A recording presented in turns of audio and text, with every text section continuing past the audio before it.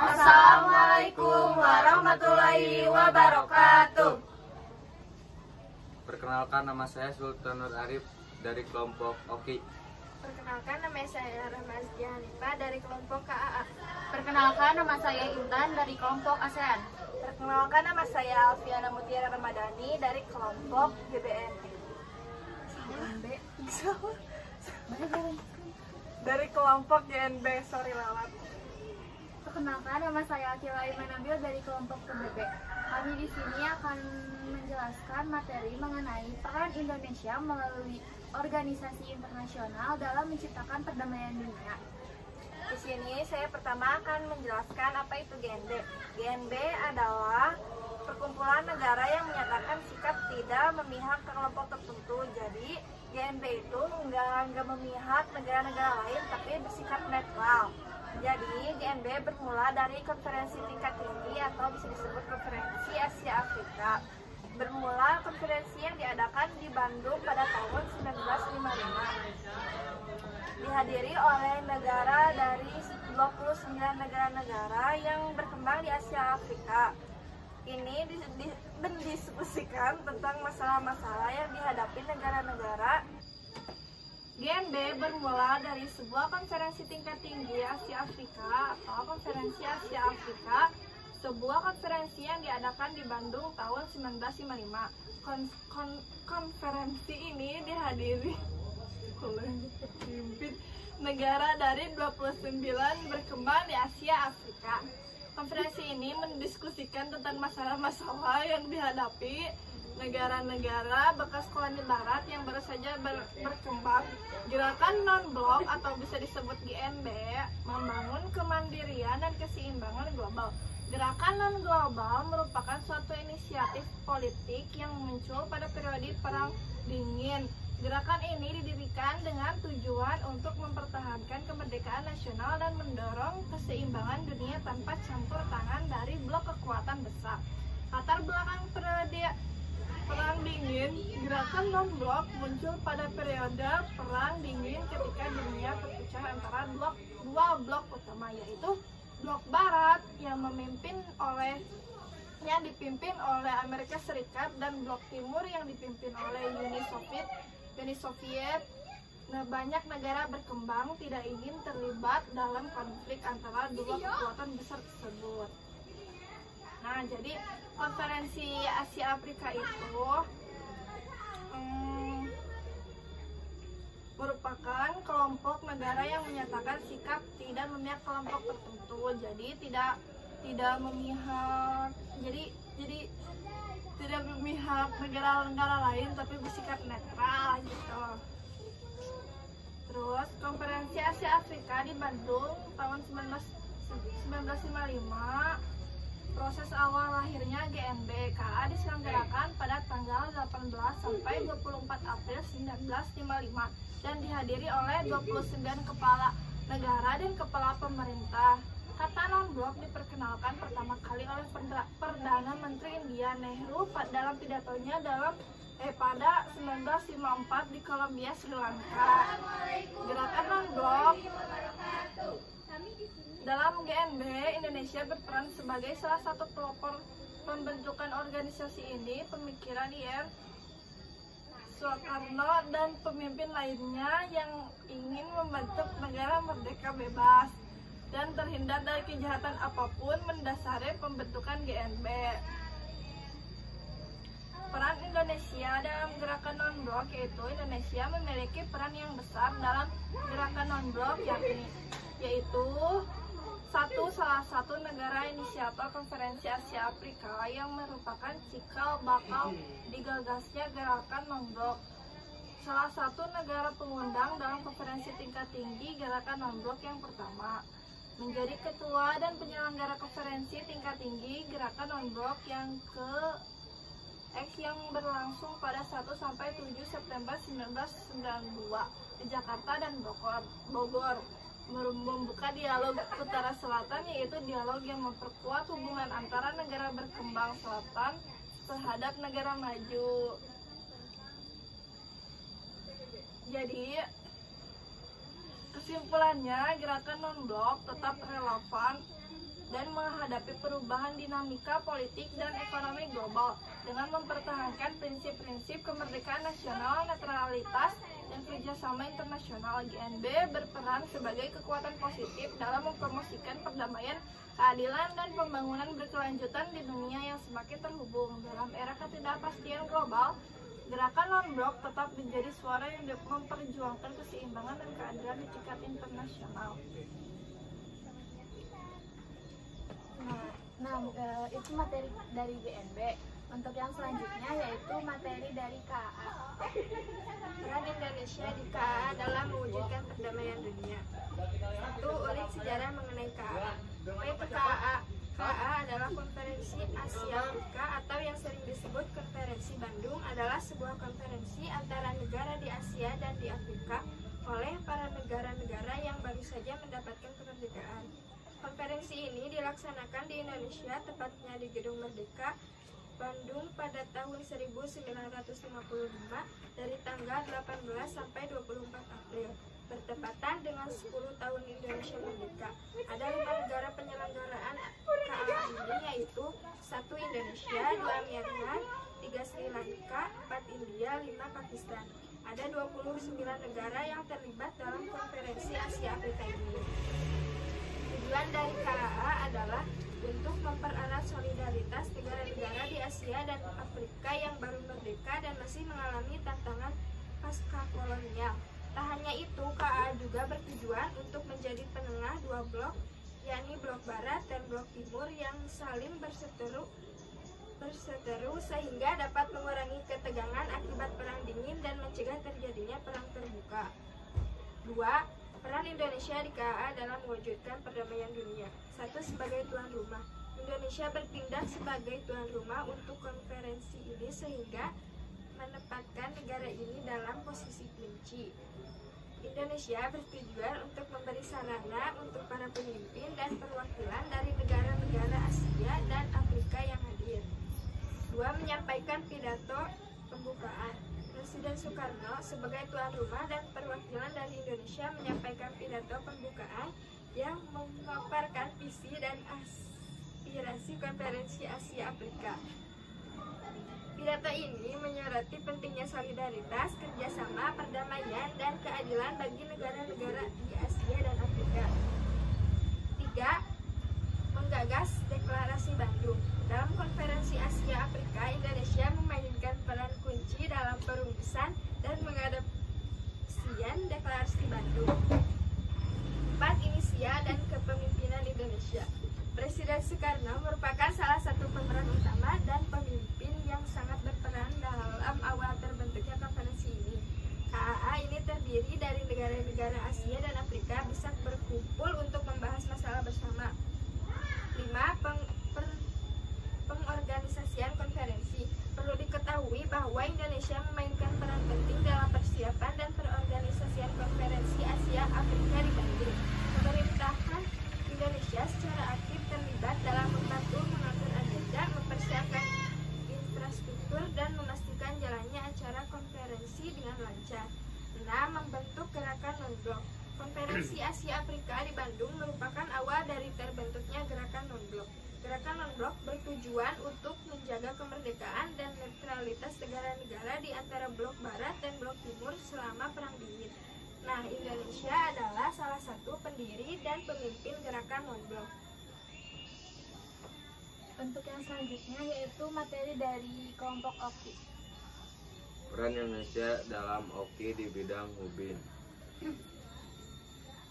Apa itu OKI? Organisasi Konferensi Islam atau OKI merupakan organisasi internasional non-militer yang didirikan di Rabat, Maroko pada tanggal 12 Rajab 1389 Hijriah atau 25 September 1969.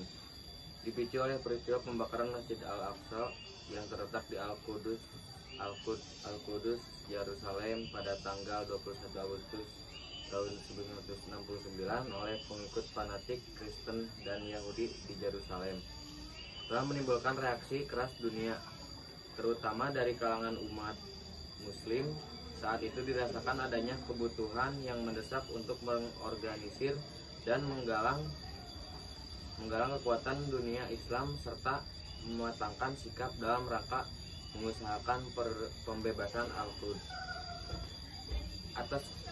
Atas perkara Raja Faisal dari Arab Saudi dan Raja Hasan II dari Maroko, dengan panitia persiapan yang terdiri dari Iran, Malaysia, Nigeria, Pakistan, Somalia, Arab Saudi, dan Maroko, terselenggara konferensi tingkat tinggi Islam yang pertama kali pada tanggal 22 sampai 25 September tahun 1969 di Rabat, Maroko. Konferensi ini merupakan titik awal bagi pembentukan organisasi konferensi Islam atau OKI. Latar belakang terbentuknya OKI secara umum, latar belakang terbentuknya OKI adalah sebagai berikut. Tahun 1964 pada konferensi tingkat tinggi Arab Mogadishu timbul satu ide untuk menghimpun kekuatan Islam dalam suatu wadah internasional. Tahun 1965 diselenggarakan sidang Liga Arab Sedunia di Jeddah, Saudi Arabia, mencetuskan ide untuk menjadikan umat Islam sebagai suatu kekuatan yang menonjol dan untuk menggalang solidaritas Islamiyah dalam usaha melindungi umat Islam dari Zionisme khususnya. Tahun 1967 pecah perang Timur Tengah melawan Israel. Oleh karenanya solidaritas Islam di negara-negara Timur Tengah meningkat. Tahun 1968 Raja Faisal dari Saudi Arabia mengadakan kunjungan ke beberapa negara Islam dalam rangka penjagaan lebih lanjut untuk membentuk suatu organisasi Islam internasional. Tahun 1969 tanggal 21 Agustus 1969 Israel merusak Masjid Al-Aqsa. Peristiwa tersebut menyebabkan memuncaknya kemarahan umat Islam terhadap Zionis Israel. Seperti telah disebutkan di atas, tanggal 22 sampai 25 September 1969 diselenggarakan konferensi tingkat tinggi atau KTT negara-negara Islam di Rabat, Maroko, untuk membicarakan pembebasan kota Yerusalem dan Masjid Al-Aqsa dari cengkaman Israel. Dari KTT inilah OKI berdiri. Kemudian OKI mengubah nama dari sebelumnya organisasi Konferensi Islam menjadi Organisasi Kerja Sama Islam pada tanggal 28 Juni 2011. Deklarasi ini menegaskan keyakinan atas agama Islam, penghormatan piagam PBB dan hak asasi manusia. Duta hasil keputusan perkumpulan tersebut berisikan: A. Mengutuk pembakaran Masjid Al-Aqsa oleh Israel. B. Menuntut kembalinya kota Yerusalem seperti sebelum perang tahun 1967. Menuntut agar Israel menarik damai antara Moro National Liberation Front atau MNLF dengan pemerintah Filipina. 4. Tuan rumah di 1996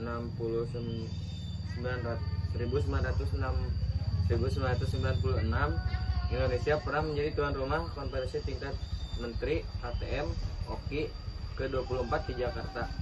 5. Perjuangkan kedaulatan Palestina sejak berdiri. OKI memiliki misi membentuk kemerdekaan Palestina dari Israel. Bukan hanya OKI, Indonesia beberapa kali menjadi anggota tidak tetap Dewan Keamanan Perserikatan Bangsa-Bangsa PBB untuk membuka kemerdekaan Palestina. Rakyat Indonesia pun kerap mengirimkan banyak bantuan untuk Palestina. Dukung reformasi OKI. Peneliti Muhammad Fakri Gopur menyebut Indonesia pendukung reformasi OKI sebagai wadah untuk menjawab tantangan umat Islam memasuki abad ke-21.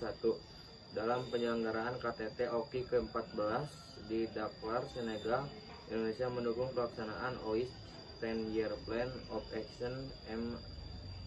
Adanya piagam ini, Indonesia punya ruang untuk memastikan implementasi reformasi OKI. Dan yang selanjutnya yaitu materi dari kelompok ASEAN. Peran Indonesia di ASEAN dalam mewujudkan perdamaian dunia.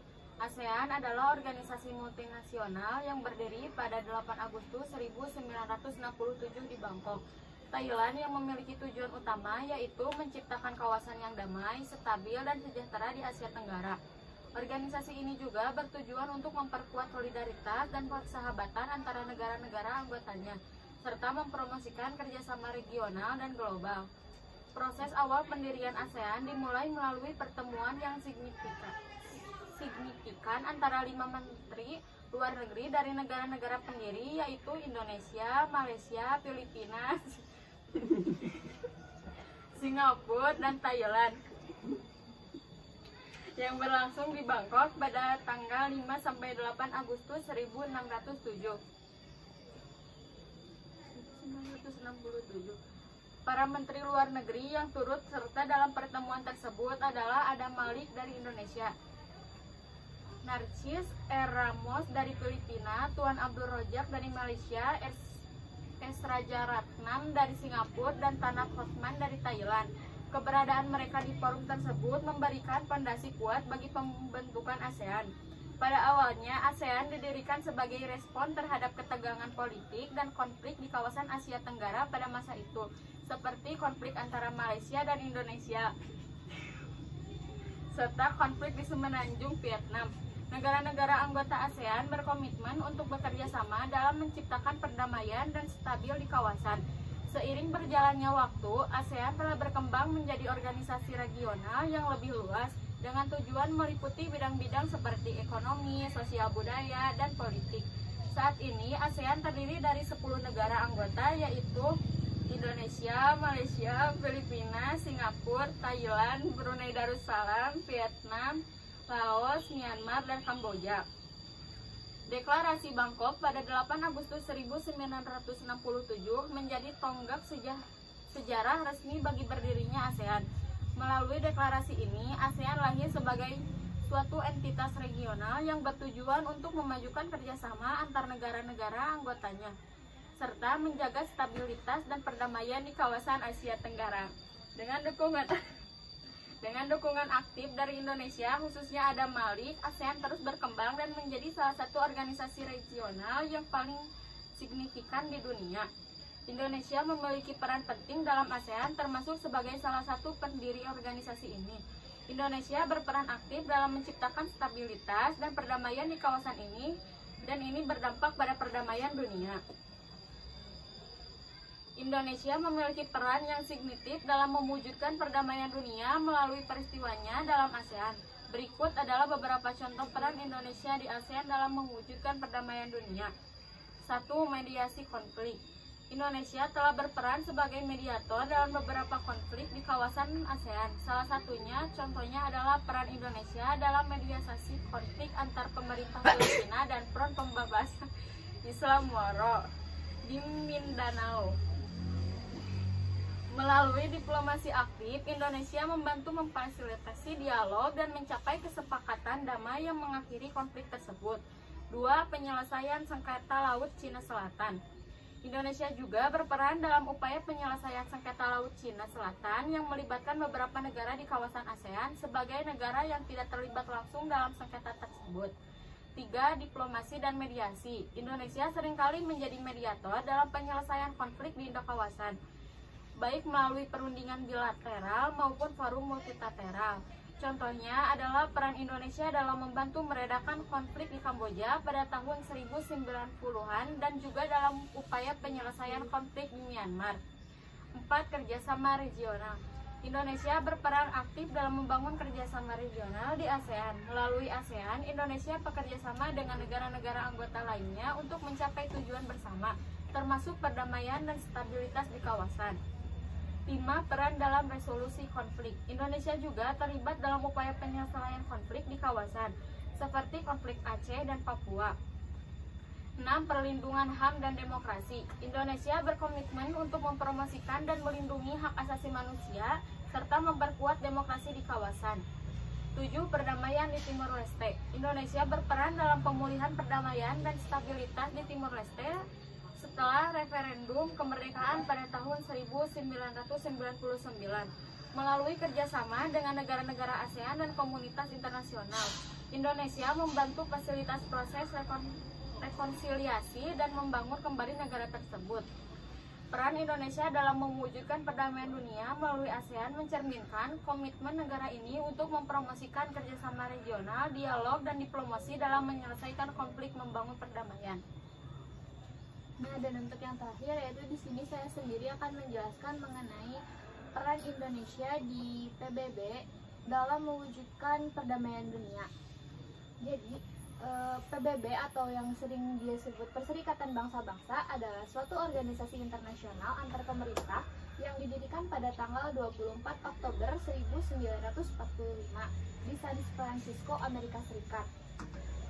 Nah, PBB ini merupakan suatu organisasi internasional yang didirikan dengan tujuan menjaga perdamaian dunia dan keamanan internasional, membina hubungan persahabatan antar bangsa, dan membangun kerjasama internasional. Pada awal dibentuknya, PBB memiliki 51 anggota, dan seiring berjalannya waktu, sekarang total anggota dari PBB ada 193 negara. Lalu apa sih latar belakang didirikannya PBB? PBB didirikan karena kegagalan LBB dalam mengatasi permasalahan dunia. Jadi pada waktu itu LBB gagal untuk menjalankan tugasnya untuk menjaga perdamaian dunia. Terbukti dengan meletusnya Perang Dunia Kedua yang menyebabkan banyak kerugian dan kerusakan. Nah, pada saat itu Franklin D. Roosevelt, Presiden Amerika Serikat, berniat untuk membangun suatu organisasi internasional yang bisa menggantikan LBB yang fungsinya sama, yaitu untuk menjaga perdamaian dunia. Nah, dari situ Franklin D. Roosevelt, Presiden Amerika Serikat, menghubungi Winston Churchill, Perdana Menteri Inggris, dan Joseph Stalin. Lalu mereka bersama-sama mendirikan suatu organisasi, yaitu PBB. Nah, akhirnya PBB resmi berdiri pada tanggal 24 Oktober 1945 dengan ratifikasi dari 5 negara besar, yaitu seperti Prancis, Republik Tiongkok, Uni Soviet, Inggris, dan Amerika Serikat, dan dari 46 negara anggota lainnya. Lalu Indonesia bergabung ke PBB karena pada saat itu kan Indonesia dan tahun kemerdekaan Indonesia dan PBB itu bersamaan, maka PBB dan Indonesia memiliki hubungan yang erat. Jadi PBB konstan mendukung Indonesia menjadi negara yang merdeka. Lalu Indonesia bergabung ke PBB karena memiliki tujuan yang sama, yaitu sama dengan tujuan nasional negara Indonesia, yaitu ikut menjalankan perdamaian dunia. Nah, selain itu juga Indonesia masuk ke PBB itu untuk memenuhi kebutuhan negaranya dan untuk menunjukkan kepada dunia bahwa keberdayaan Indonesia di dunia internasional serta diakui sebagai negara yang merdeka. Namun Indonesia pernah keluar juga dari PBB. Alasan keluarnya Indonesia dari PBB yaitu karena pada saat itu PBB mengakui kedaulatan Malaysia dan menerima Malaysia sebagai anggota tidak tetap Dewan Keamanan PBB. Nah, karena pada saat itu Indonesia dan Malaysia sedang bersitenggang, akhirnya Presiden Soekarno memutuskan untuk Indonesia keluar dari PBB. Indonesia